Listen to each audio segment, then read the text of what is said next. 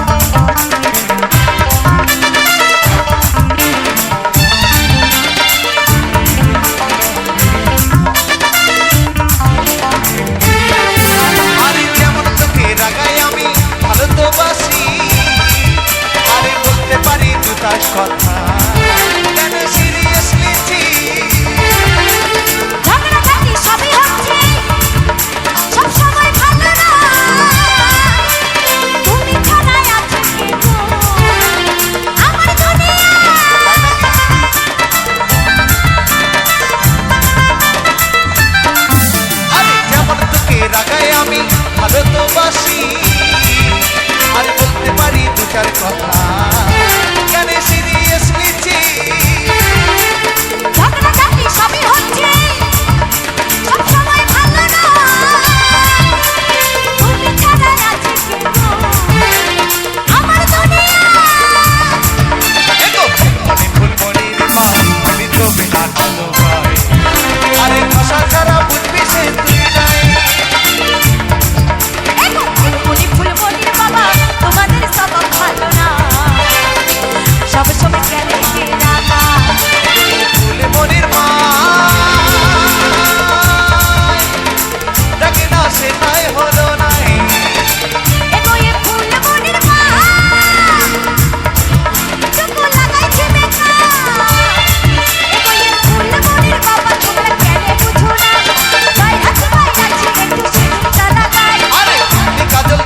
হাতে নঙ্গনা লাগা ওই দিকে চলো ভালো দেখে দিব তো টাকা এগো ফুলমণি ফুলমণির বাবা তোমাদের স্বভাব ভালো না সবসময় কেন রাজা এগো ফুলমণির মাই তোরা যে এখানে বুঝিস না ভাষা ছাড়া বুঝবি সে তুই নাই এগো ফুলমণি ফুলমণির বাবা তোমাদের স্বভাব ভালো না সবসময় কেন কাদা আরে ভাষা ছাড়া বুঝবি সে তুই নাই আরে সবসময় কেন রাজা এই ভাষা ছাড়া বুঝবি সে তুই নাই এগো সবসময় কেন কাদা এই ভাষা ছাড়া বুঝবি সে তুই নাই এগো সবসময় কেন রাজা এই ভাষা ছাড়া বুঝবি সে তুই নাই